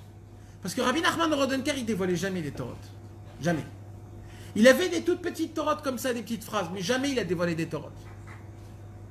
C'est un chidouche que Rabbeinu lui-même, il a dévoilé des torotes. Si Rabbeinu, il serait lui-même, il n'aurait pas dévoilé des torotes. Comme son grand-père, Rabbi Nachman. C'est un chidouche que Rabbeinu, il a dévoilé. C'est pour cela qu'il a dit, Rabbeinu, amenez-moi un homme qui a connu mon grand-père, on lui pose la question. Qui a falpi chez Tzadik Kadosh Venora Meod, ne croyez pas, il disait Rabbeinu. Mon grand-père, c'était un Tzadik Kadosh Venora Meod. C'était un Tzadik énorme, mon grand-père. Mais il n'y a aucun rapport entre être un Tzadik. C'est pas tous les Tzadikim forcément ne disent pas que des Torotes. Il y a des Tzadikim où même eux, ils ne disent pas des Torotes. Un ne veut pas dire l'autre. Baba Saleh, par exemple, c'était un très très grand Tzadik, mais qui n'a pas dévoilé des Torotes. Il y a plein de Tzadikim qui étaient là. Eux, ils priaient, leur travail c'était de prier, ou alors de faire du chesed, ou de faire... Mais c'est pas forcément que quand tu dévoiles des Torahs que tu es un Tzadik. Rabbeinu, il a dit, mon grand-père Rabbi Nachman Rodenker, c'était un Tzadik qui était énorme, mais il ne dévoilait pas des Torotes. Ou pas Mechad Aya Poï Shechad. Et un jour, ils ont amené un homme qu'il a connu son grand-père, à Rabbi Nachman Rodenker. Ils l'ont amené chez Rabbeinu. Shaya Yoda Etzkeno Arav Akadosh Moreno Arav Rabbi Nachman Rodenker Zechron Livrocha. Vaya Omed Lifne Rabbeinu. Et il se tenait devant notre maître. Anav et Amar. Rabbeinu, il a dit, c'est bien que tu es là. Viens, approche-toi et appelle tout le monde. Tout le monde est venu. Il leur a dit maintenant comme ça. Em omrim shetorati ou miskeni Rabbi Nachman zichrono livracha. Eux, ils disent que ma Torah, elle vient d'où? De Rabbi Nachman Rodenker. Et là, Rabbeinu, il dit, mais je vais vous dire quelque chose. Imayas keni Rabbi Nachman be'atzmo shomea torati. Si Rabbi Nachman, mon grand-père, il aurait entendu ma Torah à moi, aya etzlo gam ken chidouche. Même pour lui, c'était un chidouche. Les choses que moi je dévoile, même lui ne les savait pas. Et Rabbi Nachman de Breslev, dans le Chayei Moharan, 342. Si vous voulez tous après, 345. Shin Mem He. Là-bas, Rabbeinu, il dévoile quelque chose d'énorme. Rabbeinu, il dit, dans Shin Pe Aleph 381. Rabbeinu il dit, vous voulez savoir ma Torah? Si le Baal Shem Tov il aurait connu ma Torah, même lui il serait étonné. Mais pas que le Baal Shem Tov. Même si le Harizal il aurait entendu ma Torah, même lui il serait étonné. Et pas que le Harizal, même le Rabbi Shimon Bar Yochai lui-même, s'il aurait entendu ma Torah, lui-même il serait étonné de la grandeur de ma Torah. Mais vous voulez savoir c'est quoi le problème? Le problème c'est l'épaisseur de ce monde.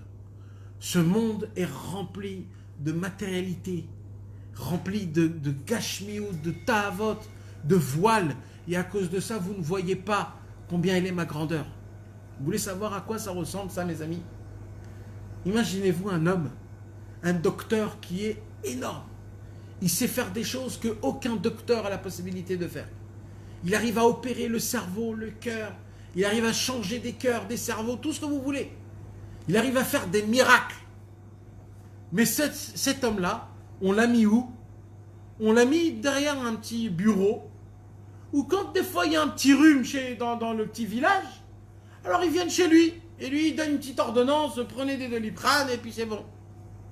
À l'époque, il se disait, j'étais dans la grande ville. Il y avait des cas très difficiles. Et quand il y avait des cas difficiles, je sauvais plein de vies. Et là, on m'a mis dans un tout petit village, où de temps en temps j'ai un petit patient, et ce patient il vient, et il me dit j'ai un peu mal à la tête, je lui donne un petit Doliprane. Il dit c'est du gaspillage. C'est du gaspillage. D'être dans une situation pareille, je peux sauver des vies. Rabbeinu il a dit c'est ça. On m'a mis dans ce monde-ci, et on me donne à m'occuper des choses toutes petites. On ne comprend pas. Je peux donner beaucoup plus. Mais pour cela, il faut avoir de la émouna. Vous savez, un puits, mes amis, pour pas que le puits il devienne sec, il s'assèche, il faut toujours puiser du puits. Plus tu puises le puits, plus tu arrives à aspirer l'eau de la terre, plus la terre, elle donne de l'eau. Mais si le puits, tu le laisses un certain temps où tu ne puises pas de l'eau, petit à petit, l'eau, elle va commencer à sécher jusqu'à qu'il ne va plus rester de l'eau. C'est pareil, mes amis, dans la Torah. Quand il y a un tzaddik, il faut puiser le maximum. Mais quand on ne puise pas, alors malheureusement, ça s'achète. Maintenant, comment ça fonctionne aujourd'hui? Aujourd'hui, mes amis, le puits, il est là. Le puits, il jaillit de toutes ses forces. D'où on le sait? Parce qu'on le dit. Nahal Novea Mekor Chorma. C'est un puits jaillissant, source de sagesse. Et le puits, il est infini. Les eaux, ils sont infinis. La profondeur, elle est énorme pour chacun de nous tous. Il faut faire quoi juste? Il faut puiser. Lishkot, velidlot et taemuna. Il faut essayer de puiser. Comment on puise du puits? On puise en étudiant la Torah, en étudiant la Chassidoute, en étudiant les livres de Rabbi Nachman, en essayant de comprendre et de concrétiser les paroles de Rabbeinu en fonction de ta situation d'aujourd'hui, de cet instant.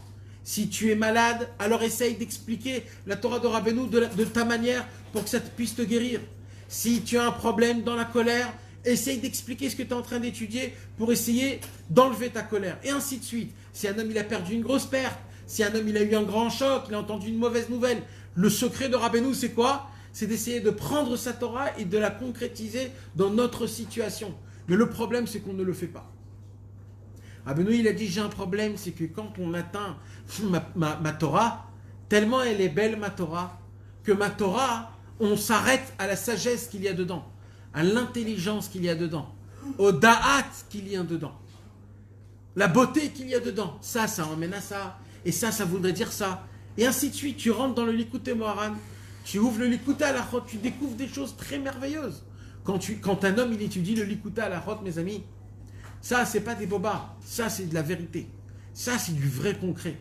Si un homme il est sérieux et qu'il étudie tous les jours au moins 1 heure de Likutei Halachot, cet homme-là, même si c'est un homme qui est simple, même si c'est un homme qui n'a pas beaucoup de connaissances, même s'il comprend la moitié de ce qu'il lit, cet homme-là, il va le voir en espace de quelques temps, comment d'un coup, il va complètement changer. Rabbi Nathan, il a une force qu'il peut t'emporter dans une halakha, du Likutei Halachot, et te prendre tout ton libre arbitre, de te donner des pensées de teshuva où tu as envie de jeter ce monde. Tu as envie de connaître Hachem, tu as envie d'avoir de la hirat shamayim. Tu veux kiffer la vodat Hachem, tu veux connaître c'est qui Hachem. tu voudrais prier mieux, tu voudrais faire le schéma Israël un peu plus avec intensité, d'essayer de vivre la Hamida, vivre ton judaïsme, mettre les téphilines avec joie, d'être content d'être un juif, de sauter, de danser des chassadim, de la bonté qu'Hachem te fait, de découvrir les cadeaux qu'Hachem te fait tous les jours, de pouvoir le remercier avec un cœur qui est clair et net, d'être l'ami d'Hachem, d'être en bon contact avec Akadosh Baruch Hu. Le problème c'est quoi? C'est que encore une fois, on ne s'est pas mis Begova et Naïm, on ne s'est pas mis comment on a dit? Au même niveau. Toujours quand on s'adresse, c'est ou plus haut ou plus bas. Rabbeinu, il vient nous apprendre que Akadosh Baruch Hu, c'est comme ton ami. Alors bien sûr, il faut le respecter, c'est Dieu, etc. Mais quand tu fais des doutes, alors là c'est autre chose. Il devient ton ami, tu peux lui dire tout ce que tu veux. Et il attend cette chose-là. C'est pas le même niveau quand il arrive. C'est pas comme si je pourrais parler avec un Beladin. Rien à voir. Eh bien la grandeur d'Hachem, c'est qu'il se met à ton niveau exactement à 100%. À 100%. Non, mais quand il est à ton niveau, t'es pareil. T'es pareil que lui. Mais toi, tu sais que c'est pas à ce niveau-là. Mais si. Il peut pas être à ce niveau-là. Si. Il se met là-bas. On l'apprend d'où? On l'apprend de la Kriyat Yam-Souf, de Azachir Moshe. Il y a écrit là-bas, qu'est-ce qu'on dit? On dit Adonai Ish Milchama. Dieu est un homme de guerre. Hachem Ish Milchama. C'est très grave là ce qu'il y a écrit. Akadosh Baruch Hu, c'est un homme de guerre. Mais t'es sérieux ou quoi? Tu peux pas dire ça. Dis Hachem Milchama. Ou alors Hachem Lochem. Mais pas Hachem Ish Milchama. C'est très grave de dire ça. Qu'est-ce qu'il dit le Midrash dans Torah Shlema? Il dit qu'Akadosh Baruch Hu, quand on était en face de la mer, il y avait derrière nous les bêtes féroces. Devant nous, il y avait la mer. Il y avait les Égyptiens. On était cassés de tous les côtés. On ne savait plus quoi faire. Il a écrit quoi? Il a dit là, Hachem, là, je vais faire montrer au peuple juif comment je suis avec eux. Il a écrit qu'Hachem, il est descendu comme un être humain. Ish Milchama. Hachem, il est descendu et il a dit, je vais vous faire montrer en puissance humaine, pas en puissance de Dieu. Parce que c'est très facile pour un Dieu de tuer tout le monde. Je vais m'habiller dans les puissances d'un homme. Qu'un homme, il a des règles. Il ne peut pas faire plus que ce qu'il peut. Et il y a écrit qu'Akadosh Baruch Hu, il est descendu avec une épée et il a combattu les Égyptiens pendant que nous, on était en train de passer la mer. Et le Midrash, il nous apprend que Akadosh Baruch Hu, il a voulu faire montrer au peuple juif qu'il y a une possibilité que vous me considérez Begova et Naïm, c'est-à-dire exactement pareil que vous. Je me mets à votre situation. Tu peux me dire toi. Tu peux me dire t'es mon copain. Tu peux me dire tu t'es trompé. Même que toi tu te trompes quand tu dis ça. Mais tu peux le faire. Targish Babait. T'es chez moi à la maison. Fais ce que t'as envie. Dis-moi ce que t'as envie de me dire. Dis-moi. Dis-le. Je veux entendre. Pourquoi? Parce qu'il se met à ton niveau. C'est de là-bas qu'on apprend ça. Rabbeinu, il a détecté ça dans l'Idbo des doutes. C'est le chidouche qu'il a fait. Que Bémet, on a une possibilité de pouvoir lui parler. Et Bémet, Akadosh Baruch Hu, il est comme ça. Et Dieu, il ne te demande pas que tu viennes à lui. Parce que c'est impossible. Parce que Dieu, c'est du feu. Et il a écrit la Torah, ou les Dov Kabo, il a écrit qu'il faut s'attacher à Hachem. Alors Agmara, elle pose la question, mais comment on peut s'attacher à Hachem? Puisque Hachem, c'est du feu. Alors Agmara, dit non. Comment on s'attache à Hachem? Par le tzaddik. Le tzaddik, c'est comme la Hassa, c'est comme la voiture qui vient, il te prend, il t'emmène chez Hachem et il te ramène chez toi. Il sait le moment que tu peux résister. Et c'est quand? Rabbeinu nous a dit, c'est 1 heure par jour pendant l'Idbo des doutes. Là, tu ouvres une porte où tu rentres chez Hachem dans le feu de Dieu. Celui qui fait Idbo des doutes, Rabbi Nathan, il a dit quoi? Il a dit, quand tu fais Idbo des doutes, il se passe quelque chose d'énorme. Quand Adam Arishon il a mangé de l'arbre de la connaissance, Akadosh Baruch Hu, il lui a dit, sors du Gan Eden. Qu'est-ce qu'il a fait Adam Arishon? Il a dit, oh là là, quel dommage. Il a fait ses bagages et il a commencé à sortir du Gan Eden. Et là, Akadosh Baruch Hu, il regarde, il lui dit, quoi, t'es sérieux Adam Arishon? Mais je sais pas, dis-moi non, dis-moi, combat-toi, je sais pas, fais quelque chose. Tu pars comme si de rien n'était. Tellement Hachem, il n'a pas aimé ça, il a dit maintenant, il a pris son épée Hachem, il a planté dans le Gan Eden, et il a dit tu pourras plus rentrer dans le Gan Eden. Et des années passèrent, et Adam Arishon, il s'est mis à chercher l'endroit où c'était. Où est le Gan Eden? Je veux rentrer là-bas. Mais il dit Rabbi Nathan, ce qu'il ne savait pas, Adam Arishon, c'est qu'en fait Hachem, il lui a fait un remez. Il lui a fait un remez. Un indice, une illusion. Une allusion. C'est quoi l'épée, mes amis? C'est quoi l'épée? Dans la Torah 2 du Likutei Moharan, il y a écrit que l'essentiel de l'arme d'un homme juif, c'est quoi? C'est la tfila. Klisaï, une épée. En fait, Hachem, il lui a dit un remez, quoi? Je mets l'épée devant la porte du Gan Eden. Ça veut dire quoi? C'est-à-dire, s'il y a une seule possibilité de rentrer dans le Gan Eden, ça sera par quoi? Par la tfila. Mais lui, il n'a pas compris ça. Il dit Rabbi Nathan, quand Rabbeinu nous a ordonné d'aller dans la forêt et de parler avec Hachem, tu répares ce que Adam Arishon il n'a pas fait, de se débattre avec Dieu en lui disant pourquoi tu m'expulses du Gan Eden. Et il dit Rabbi Nathan, l'heure où un homme il est dans la forêt, il parle à Hachem, cette heure-ci-là il est dans le Gan Eden et il ressemble à Adam Arishon avant la faute. On a une possibilité de retourner avant la faute d'Adam Arishon, d'être propre nickel comme jamais. Pendant une heure, quand tu es dans la forêt, tu fais quelque chose que si Adam Arishon il l'aurait fait, malheureusement, on ne serait pas là. Rabbeinu, il nous dévoile des points qui sont pas nécessaires, pas importants, pas à ces goûts-là. C'est des choses qui sont obligatoires de redécouvrir ton papa. Mais le problème, c'est quoi? C'est que tous les enseignements de Rabbeinu, toutes ces choses-là qui sont merveilleuses, c'est des choses qu'on ne prend pas, mais on prend comme si c'était des choses en plus. En plus, Rabbeinu, il a dit non, moi je suis venu pour essayer de vous donner des conseils, que ce genre de conseils, c'est toujours de l'actualité, tout le temps. C'est pas qu'à l'époque, c'était comme ça et aujourd'hui, ça change. Non, non, non, non, ça évolue. C'est ça le point que Rabbi Israël, il nous avait, surtout, il a répété encore et encore. Rappelez-vous les amis, Rabbeinu, il est tout neuf. C'est un nouveau Rabbeinu.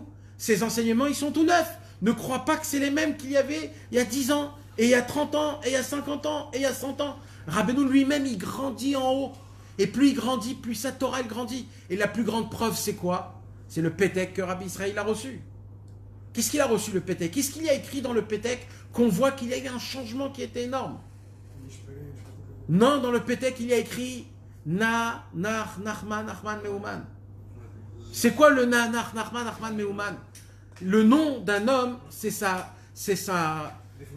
définition. Qui Hachem ou à Nefesh. Le nom, c'est le Nefesh. C'est-à-dire en fonction de ton âme, on te donne ton nom. C'est de là où on explique l'importance de lire les Shemot HaTzadikim. Quand on lit les Shemot HaTzadikim, il y a écrit dans l'Ikutei Halachot que tu fais réveiller en haut, quand tu prononces le nom d'un tzadik par exemple, tu dis Rabbi Meir Baal Hanes, quand tu dis le mot Rabbi Meir Baal Hanes, dans le ciel tu fais réveiller tout ce qu'il a fait dans sa vie. Donc à ce moment-là, il y a un très grand Et Ratzon qui monte dans le ciel. Tout de suite Hachem, il revoit tout ce que Rabbi Meir il a fait. Alors il dit Rabbeinu, c'est un moment qui est très propice. C'est pour ça de lire tous les noms des tzadikim, ça peut changer la nature. Alors il dit Rabbeinu, jusqu'à maintenant je m'appelais Rabbi Nachman, mais maintenant que j'ai envoyé le Pétek à Rabbi Israël, mon nom c'est plus Rabbi Nachman mi Breslev. Mon travail c'est plus Nachman de Breslev. C'est quoi? C'est Nachman, mais Ouman. Pas mi Breslev, mais Ouman. C'est-à-dire quoi? D'abord, mon nom, c'est plus le même qu'à l'époque. Ça veut dire quoi? C'est-à-dire ma fonction à moi, elle ne s'est pas doublée, elle ne s'est pas triplée, elle s'est quadruplée. Comment? En prenant le nom de Rabbeinu, Rabbeinu lui-même, il a découpé en 3 et en 4 pour te faire montrer que maintenant Rabbeinu, il a agrandi en x4, fois infini. C'est plus le même. Et plus que ça, mais Ouman, c'est le mot Emouna. Dans le mot Ouman, il y a le mot artiste. un artisanat. Rabbi Nathan, il dit, mais fourrache, que c'est quoi le Ouman? C'est quoi un artisan? Un artisan, il prend un golem, une matière vierge, un bout de bois, ça ressemble à un tronc, avec rien du tout. Et qu'est-ce qu'il fait l'artiste? Il commence à le taper, clac, clac, clac, clac, clac, clac, clac. Et d'un coup, tu comprends pas ce qu'il fait. Toi, tu te dis, oh là là, il est en train de casser le tronc. Il est en train de le déchirer. Et toi, tu vois comment il se casse le tronc. Tu as très peur, tu te dis, oh là là. Et petit à petit, il y a une forme qui commence à ressortir jusqu'à que le tzaddik, il le travaille, jusqu'à qu'il trouve cette force. C'est quoi le travail de Rabbeinu? Il dit Rabbi Nathan, c'est la Oumanout. Ce que Rabbeinu, il fait avec nous, c'est de l'artisanat. Il prend des troncs d'arbres comme nous, complètement rustres, gasses, comment on dit gasses, brutes, qui ressemblent à rien. On prend des pierres énormes, qui ne ressemblent à Even, Ma'asu, Abonim. Une pierre que même les constructeurs, ils n'étaient pas... Ils ne pouvaient rien faire avec des pierres comme ça. On ne peut pas construire ni une maison, ni une barrière, Et qu'est-ce qu'il fait le tzaddik? Il est là en train de te sculpter. Et toi, tu reçois des coups à droite, à gauche, et tu perds des peaux, tu perds de la chair, tu perds des qualités, tu comprends pas. Tu te dis, mais je comprends pas, depuis que je me suis rapproché, je perds des choses, je commence à plus faire des choses. C'est en fait, qu'est-ce qu'il fait Rabbeinu? Il te sculpte.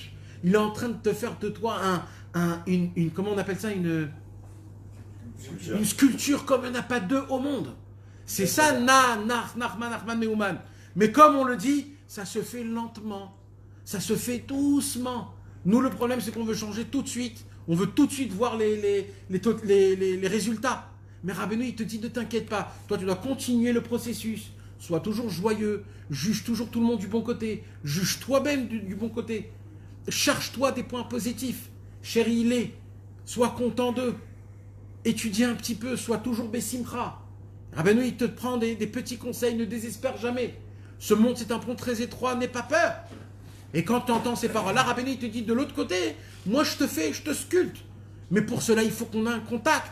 C'est pour ça qu'on dit à Réni Mekacher et Tatsmi, je m'attache au tzaddik Rabbi Nachman. Parce que c'est pas juste moi et Rabbi Nachman. Il y a un vrai lien. Entre moi et Rabbeinu, Rabbeinu nous propose un lien qui n'existera jamais nulle part aujourd'hui, même avec un Rav vivant. Rabbeinu nous propose un lien qui sera tout le temps avec nous.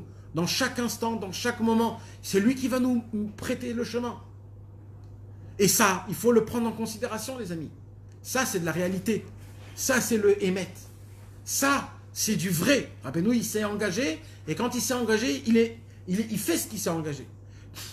Maintenant, tout cela, on voit que c'est un chidouche. C'est pour cela que la Torah de Rabbeinu, c'était un chidouche. Pourquoi Rabbeinu, il a dit ça? Pourquoi Rabbeinu, il s'est vanté en se disant... Le chidouche, ma Torah, c'est tellement un chidouche, plus haut que le Baal Shem Tov, plus haut que le Harizal, plus haut que Rabbi Shimon Bar Yochai. Pourquoi il a dit ça? Il n'a pas honte de dire ça? Parce que Rabbi Nachman, il voulait nous dire, vous savez, moi, à qui je ressemble? Au fameux docteur qu'on a mis dans un petit village. On ne m'utilise pas assez. On ne puise pas assez de moi. On ne me met pas à comment on appelle ça? À l'épreuve. On ne me demande pas, on puise pas assez. On puise pas assez. Et c'est un problème parce que quand on puise pas assez, alors malheureusement, après vous ne comprenez pas qu'est-ce que je peux vous donner, mais je peux vous donner beaucoup plus que ce que je peux vous donner, ce que vous croyez, de ce que vous prenez. On l'apprend de son nom, on l'apprend de sa Torah. C'est ça qui nous dit Rabbeinu. C'est la seule raison pour laquelle il s'est dit, moi, tu vois de la même manière comment le Baal Shem Tov il a dévoilé des Chidushim. Tu vois comment le Harizal il a dévoilé des Chidushim. Comment Rabbi Shimon. Dans le Zohar HaKadosh, comment c'est infini. Combien de livres ont été écrits. Combien de choses ont changé grâce à Rabbi Shimon. Il dit Rabbeinu, ma Torah, elle est encore plus haute que ça. Pas pour te dire qu'elle est plus haute. Prenez, mettez-moi à l'épreuve. Demandez-moi. Testez-moi si réellement mes conseils, ils fonctionnent au moment du présent. Quand tu es dans l'action de la faute, ou alors du désespoir, ou alors de la tristesse, mais montrez-moi, c'est pour cela que moi je suis venu. C'est ce genre de Torah que je veux. Donc en fait, mes amis, la grandeur de Rabbeinu, elle dépend de qui? De nous. Elle dépend que de nous. Quand on dit Rabbeinu, comment il est grand, ça c'est faux. La grandeur de Rabbeinu, c'est qu'une personne comme moi, c'est comme ça que je dois dévoiler le Inyan de Rabbeinu. que ça m'a touché, ça me parle. Et c'est ça ce qu'on étudie de cette sira du Sirot Haran. Rabbeinu, en fait, il nous a raconté, Rabbi Nathan nous a raconté une histoire en nous disant que quand on racontait que sa Torah venait de Rabbi Nachman Rodenker, en vérité, Rabbeinu, il plaisantait. Et Rabbeinu, il a raconté toute cette sira-là. Pourquoi? Pour dire la dernière phrase. C'était quoi la dernière phrase? Même si mon grand-père il aurait entendu ma Torah, c'était pour lui un chidouche. Même le Harizal, même le Baal Shem Tov, même Rabbi Shimon Bar Yochai. Et ça dépend de nous. Quand on voit et on découvre la Torah, combien elle est grande, comment elle te parle du jour en jour, alors on fait montrer Béhémet que la Torah de Rabbeinu c'est de l'actualité. Malheur à celui qui rabaisse la Torah de Rabbeinu. Comment? En étudiant la Torah de Rabbeinu et en n'y croyant pas que Béhémet ça peut me parler. Parce que des fois tu lis et ça ne te parle pas. Des fois tu lis où tu as l'impression que c'était à l'époque. Comme par exemple les docteurs. Les docteurs, tu peux te dire, ça c'était à l'époque. Mais aujourd'hui ça a avancé. Quand tu dis ça, tu témoignes que Rabbeinu il ne se renouvelle pas. Que la Torah de Rabbeinu est ancienne. Donc nous on doit rester très fort dans cette sira de Inyan de Rabbeinu. Que Rabbeinu, ses paroles, ses mamages pour même aujourd'hui. Tout ce qu'il a dit, toutes les ségoulottes, toutes les hatzlachot, c'est pour la parnassa, et tous les problèmes, ils sont même aujourd'hui. Hachem Yazor, Bezrat Hachem, qu'on puisse découvrir et ouvrir les yeux et le cœur pour essayer de découvrir la Torah de Rabbeinu. Il y a des livres ici à vendre, il faut tous les terminer. Celui qui en a déjà, il faut en acheter pour faire de la hafatsa, parce que malheureusement, la hafatsa, c'est un point que pas tout le monde il arrive à le faire. Et c'est toujours bien qu'un Chassid Breslev se balade avec un livre en plus pour donner à un ami. C'est comme ça qu'on fait de la hafatsa. Donc on doit avoir toujours un livre en plus dans la bagnole, dans la maison ou dans le bureau pour essayer de toujours en donner un autre. Alors prenez un livre au moins, comme ça donnez, faisez profiter Bezrat Hachem. Cela c'est 26.